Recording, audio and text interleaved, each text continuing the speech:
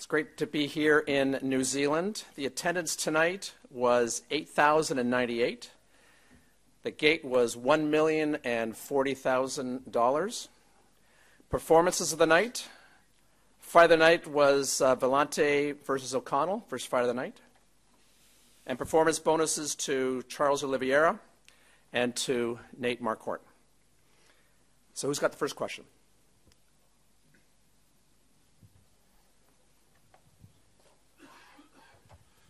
Tom, just real quick if I could, is that U.S. dollars or New Zealand dollars? NZD. Okay, thank you very much. If I could start with Nate, please. Obviously a fantastic performance for you tonight, Nate. Was it just as simple as going back to middleweight? I mean, is that just not cutting weight? Is that what the key was tonight? Is there something else that contributed to you looking so good tonight? I think that was a big part of it. So my training was suffering because of the diet, and I wasn't getting the the right training. You know, I wasn't able to recover from my workouts, and then I definitely think the week of the fight was affecting me in the fight, and then I believe that's this is where I'm supposed to be at 185. And obviously a very fast-paced fight, action-packed from the start. Can you talk about how you felt in there as it was playing out? I know you said you didn't plan on going for an arm bar or anything, but how did you feel the fight was playing out? Did you feel comfortable with the way it was happening? Yeah, I mean, honestly, I just went out and fought as hard as I could, and that's all you can do. When I fight my best, that's all I do. I don't really focus on anything but just fighting hard, and I'm glad I had the preparation that I did with my teammates and my coaches, because James came and he was a game guy, and I feel like my confidence has been built back up leading up to this fight, and I definitely needed it. James came in wanting to bang right away, and there was no feeling out process, but I was ready for it. I was ready to engage, and yeah, so. Can I ask you briefly also, how did you feel during his walkout? Obviously, I know you've got to focus on a fight, and I don't know if you can soak in moments like that, but it was something kind of special that we don't normally see at a UFC event. Did you get to enjoy the moment at all, or could you even bother looking up and seeing what was happening? Yeah, I was in my own head. I was ignoring it. Fair enough. And if I could, just real quickly for Jared, please. Obviously a big win for you. I know you admitted in your post-fight quotes that we saw that you weren't exactly happy with the way things panned out. Just talk to us about the performance, and is there an onus on you to be more entertaining, or is it really just at the end of the day about getting in wins and losses no matter how they come? I think it's always about winning no matter what. Yeah, that's a priority number one. But you always want to finish. I don't want to sit out there and have to fight a guy as big and tough as Soha for 15 minutes. I'd love to put him away, but people got to understand this is a guy that's on an 11-fight win streak that's just tore people apart these last couple of fights. So he's a very tough guy, and there were a lot of Australian fighters on this card, and when he walked out and it just erupted in there, I'm like, all right, he's got a lot of support here. It was a tough fight, and I still haven't shown what I can do, and I'm still young in the sport. I'm still, I'm 27, and I'm moving up, and it's just one step at a time. Thank you. Hey, I'm Adam Island from MA Canvas. First question just for Tom, and I want to get to the New Zealand stuff in a second, but quickly, I've heard a few rumours about you guys coming back to Australia in September, October. Any news on that front? Can't confirm anything just yet, but we'll be here in the back half of the year, back to Sydney. Not sure of a city or anything yet? No, we'll be in Sydney, but it hasn't been the date hasn't been finalized yet. Okay, thanks. My first question is for Dan Hooker. You've had a pretty crazy few months. You really pined for this opportunity to come into the UFC and then to put on a great performance like tonight. Can you just talk a little bit about what the last few months has been like for you, culminating with the great finish tonight? Yeah, it was pretty crazy. I I just knew I needed to get on this card, like I needed to breathe, you know.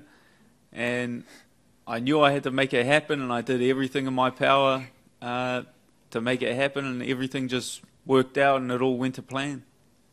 Awesome. And it seems like to me you were very patient in there, especially when he was going for that submission. You see a lot of guys come into the UFC with not a lot of experience. You, on the other hand, have quite a bit of experience. I'm just interested to know, are you glad that your opportunity has come now rather than, sort of 4, 5, 6 fights ago? Oh yeah, for sure. I've learned some hard lessons in my career, and it all pays off now. I'd rather get those losses out of the way, learn those hard lessons when no one's watching. Now that I'm on the biggest stage, I can show what I'm all about now. Awesome. And just one question for Rob Whittaker. Rob, congratulations on the win tonight. It seemed to me like tonight you sort of went back to your roots a little bit, especially in the training camp leading up to this fight. You didn't train in TriStar, you trained at home. Did you feel a lot more comfortable in there tonight than, say, your past couple of fights? Yeah, 100%. I learned a lot of hard lessons in my previous fights. And I had a lot of things I had to fix myself and fix mentally and physically. And just when doubting yourself, you just go back to your roots and stay true.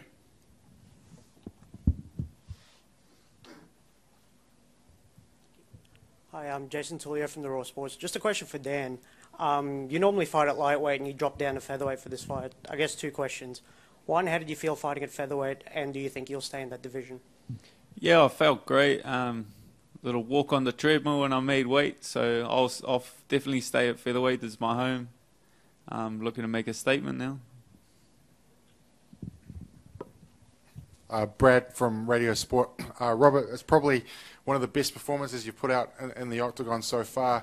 It was a really well-matched matchup. How do you think your performance went on that level against a really, really good guy? Yeah, I went out there and I did exactly what I wanted to do. I threw my weapons at him and let him try and adapt and fix himself to what I was going to do. And, I'm my biggest critic. I'm looking at my own performance, and the fact that I got hit, I'm not happy with. But, I see holes to fix, and I'm just going to keep patching them holes up and keep tuning it until I'm the weapon that I envision. And just for Dan, congratulations, mate. You made us proud. And you were in that leg, you stuck in that leg lock. Was there any point when you felt like you were in danger or you had everything under control, because you looked like you were staying quite calm? Yeah, no, it was all under control. I've been just drilling them every day. Spent probably an hour and a half every day on leg locks. So in the back of my head, I was kind of like, I'd like to see if he could leg lock me. So I kind of let it happen. I regret doing that. Like, I shouldn't have let it happen, but I kind of just let it go to that position just to kind of see if he could. But no, it was never on, and the defense is pretty simple. So. And finally for Tom, Tom, a couple of questions. Firstly, your impressions of the New Zealand crowd tonight? Oh well, you heard them. The crowd was great. The building was probably 80% full by the second fight. And, it was incredibly loud, knowledgeable. You can tell when certain things were going on, the crowd reacted appropriately because there was a knowledgeable crowd. That's one of the things you've found in this part of the world. The Kiwis love our sport. They're knowledgeable, they're engaged, and they showed it tonight. And finally, Daniel's performance as a young Kiwi fighter, New Zealand fighter, will that open up doors, you think, for other New Zealand fighters, because there's plenty of other good young guys and girls fighting out there in the New Zealand scene? Yeah, absolutely. I was really impressed with Dan's performance, and we know that there's some great fighters not only here but in Australia, and that's one of the reasons why we want to bring the UFC to bring our live events as often as possible, because it's a great opportunity for us to showcase the great local talent.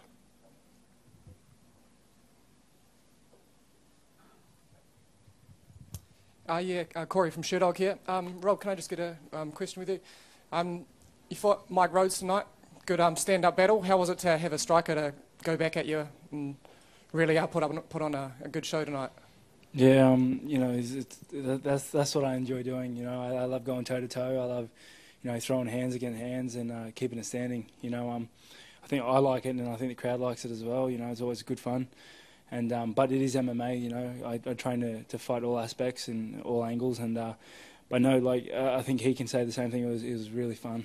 Yeah, it was an absolutely exciting fight. How did it feel to get that big takedown? And I think it was in the second or the third. It was a huge double leg. Yeah, I've been practicing it for a long time, years actually, and I've actually never thrown one. And I was kind of just like, yeah, let's see if this works. And yeah, it worked out all right. Yeah, it was beautiful, mate. Just moving on to you there, Dan.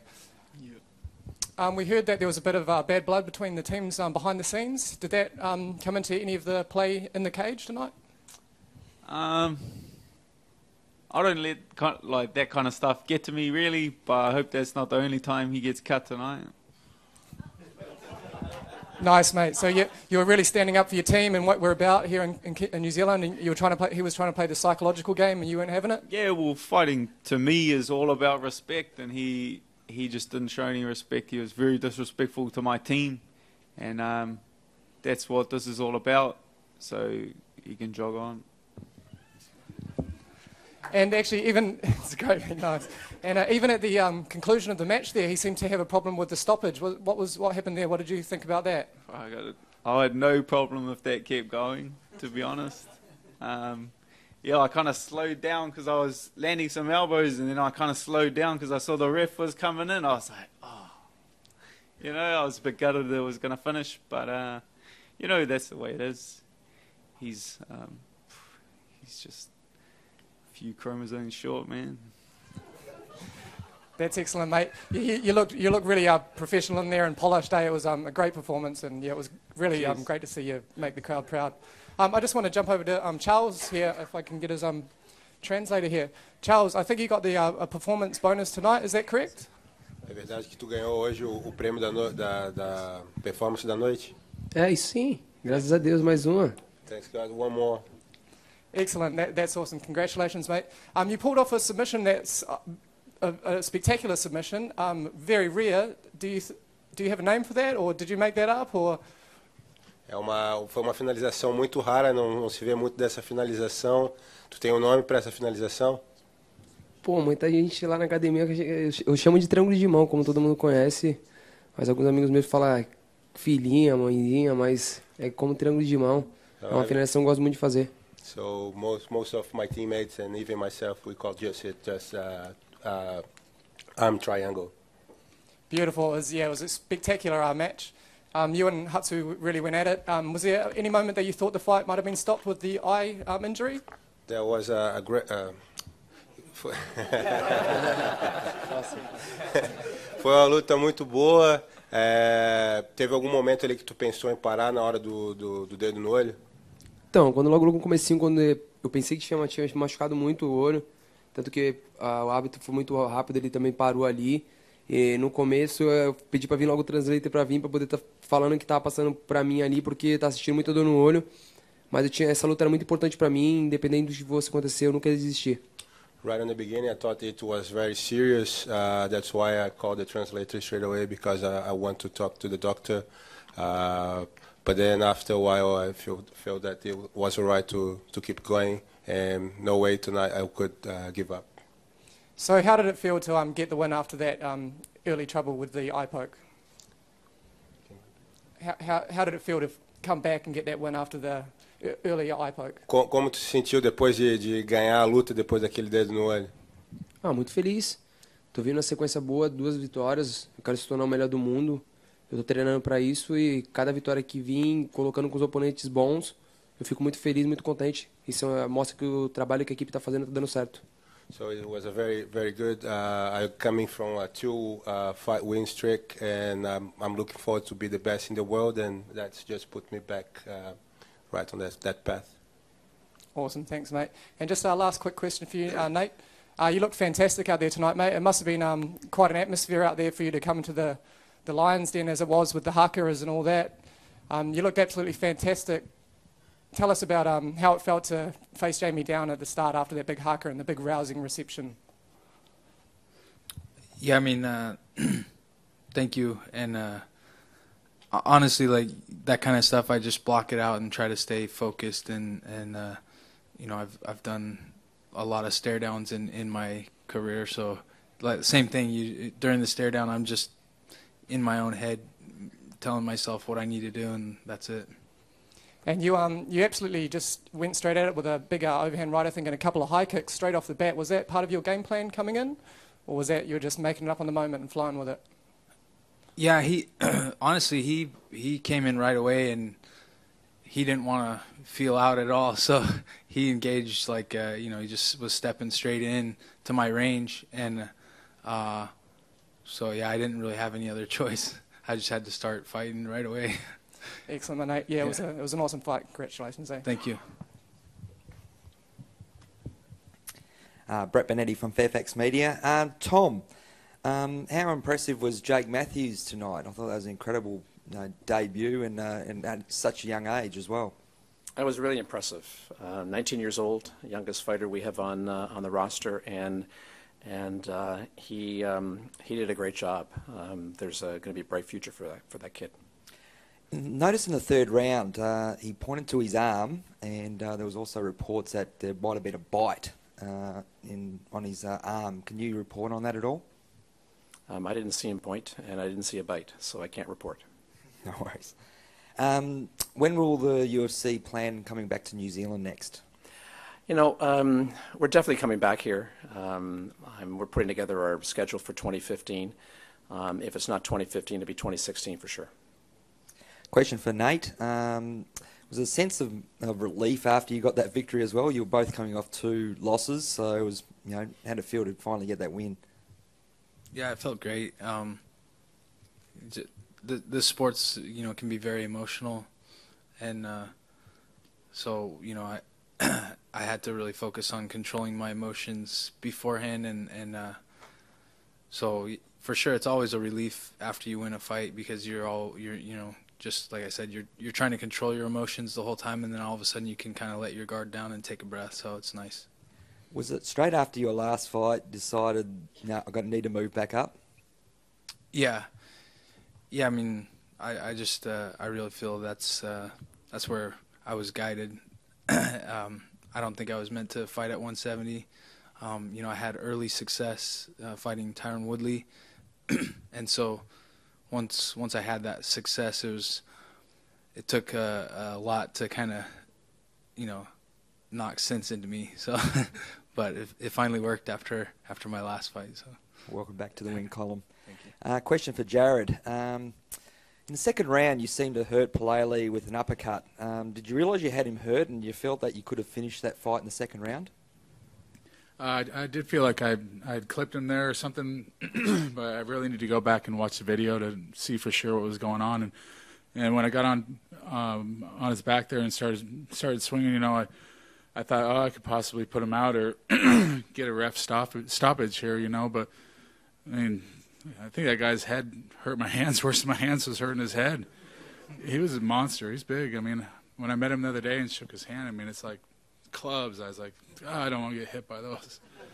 He's a big boy and tough. That's your third win in the UFC, and all by decision. Is you're keen to get that finish in your next fight, and when you want to fight next, and where? Yeah, it's really disappointing because you do so much better in your workouts and your practices and stuff, and then you get out there and you don't get the finish and stuff that you really want. And the day that I'm really happy with my performance, that'll be the day that I'm at the very top and I've won. Until then, I've got to be wanting to get better every time, and hopefully the UFC can just keep me busy, and just keep maturing as a fighter. And like I said, just go back and look at video each fight and just try and improve and get a little bit better every day. And whenever they're ready, I guess, I'd like to have a little bit of a break. This is like my fourth camp in a row with like a week break in between. And so I'd like a little bit of a break, but it's better to be busy than to, be on the shelf. Congratulations on the win. Thank you. Question for Rob Whittaker. Tom mentioned before that the UFC will be coming back to Sydney. Is that the card you want to be on next? It's always good to fight home, and I don't think I could say no if there was a fight home. You bring the fight to my doorstep, I'll be there, and I think that's how it is, isn't it? New Zealand have claimed you, Australia have claimed you, so you fight for 2 countries, right? 100%. I'm from both, and both are my home. That's how it is. Question for Dan Hooker. You mentioned before about a lot of disrespect leading into the fight, but also heard there was a bit of disrespect after the fight. Does any comments on that? I didn't see anything after the fight. It's protesting decision pretty loudly as well. Oh, really? Oh, yeah. No, I'm not too concerned about that. Thank you.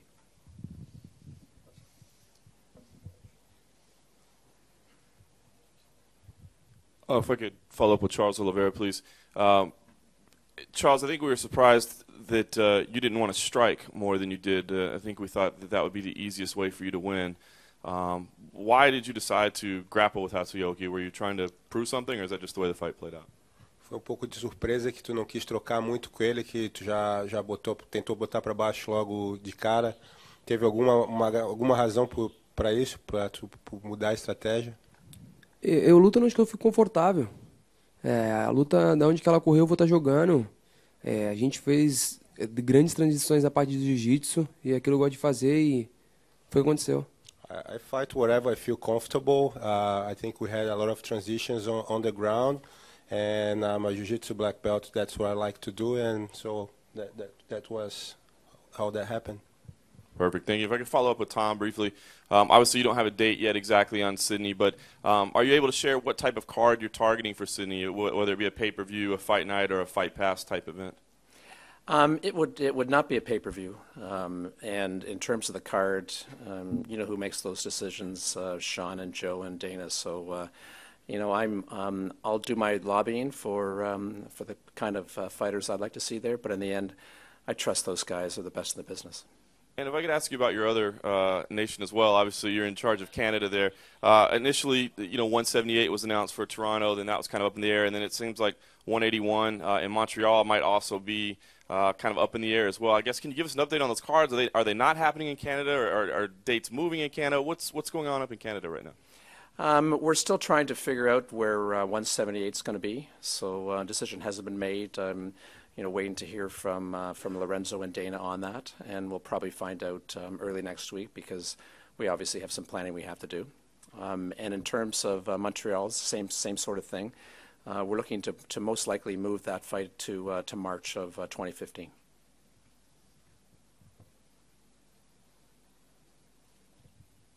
Yeah, g'day. Daniel Richardson from the New Zealand Herald. Tom, can you just tell us a little bit about where Jamie may go from here? Obviously very early to speculate, but, you know, put a lot into this fight, and pretty disappointing, I guess, for him. What sort of would go from here for him? You know, as I was saying earlier to John, you know, in the end, those kinds of decisions, who's going to fight, who next, you know, those are made by Dana and Joe Silva. In the case of Jamie, it would be beat by Joe, because he handles that weight class.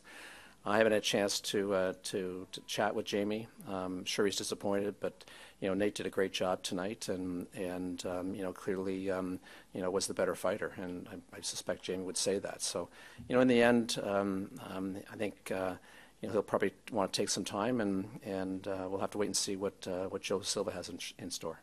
And I know we've sort of touched on it a little bit, but can you just give us just a final overall impression of the card and your time down here and that sort of stuff? Oh, the time down here has been amazing. I mean, you ask these athletes, they'll tell you that they love coming here. The fact that it took a long time to get here meant nothing to them. The fans here are terrific. The media response has been excellent. The people here at Vector Arena were great. You know, I would think if you ask them each individually, they'd say, you know, they'd love coming here and they'd love coming back. And as I said earlier, we have every intention of coming back here. We've got great fans here. We've got great business partners here. And I'd like nothing better to have this as a regular stop. Thanks. And just quickly for Dan, obviously I know when we'd spoken in the past, you said you were going to focus on keeping yourself calm, but then when you came out, there was still a huge roar, and people sort of really got on their feet. How did you keep yourself calm as you went into the cage? Yeah, it felt like where I needed to be honest. Walking in that cage, like, I'd run through it so many times in my head. It was just kind of like a deja vu moment. It wasn't until the fight finished and then I stopped and I could look around and I got to enjoy it. I just stayed focused, and really led to the victory. Question for Robert. Nate mentioned that, when Jamie was coming out, he put that out of his mind and ignored it basically. For you, when you're coming out and, it's probably the loudest reception you've had so far in your career, is that a motivating factor for you, or is that again a case of blocking it out and not letting it sort of get to you? Yeah, it's definitely hard when you can feel it in your skin vibrating. I just take a few deep breaths and try and just wish it away, but it definitely adds an edge to everything I am. The fact that I had so many fans out here, and the fact that I had my home country backing me is just part of the part of the team, and just part of the strength. And yeah, it's awesome.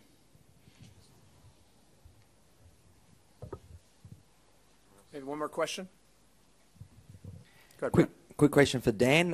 You mentioned before, story followed that you were lobbying the UFC pretty hard to get this fight, and you got it and you won, and you've already started lobbying and you want to be on a certain card in the near future. Can you elaborate on that? Yeah, I want to get put on the Japan card. Mark Hunt, Roy Nelson, Hangman for Japan. When I get some critter, I'm going to top up and start that. So it's not out officially yet, but as soon as I top up, you wait, man. Quick question for Charles Oliveira. You mentioned in the cage after you won, you had unfinished business with someone. Could you elaborate on that? I know you had a no contest with that fighter, so why do you want that fight? Na tua entrevista após a luta, tu falou que tinha algumas contas a acertar com um lutador. Tu poderia falar mais sobre isso? Eu acho que a minha luta contra o Nick Landis foi uma luta que deixou muito a desejar. Infelizmente aconteceu uma ajoelhada ilegal e por isso aconteceu no contas, e eu acho que nada mais certo como dar essa luta não só para mim como para ele. E acho que seria muito legal. So on his fight with Nick Lentz, there was a no contest because of illegal knee, and I think for him and for Nick, that will be a good fight. Great. Thanks very much, everyone, and have a great evening. Nate. Great shot. Thank you.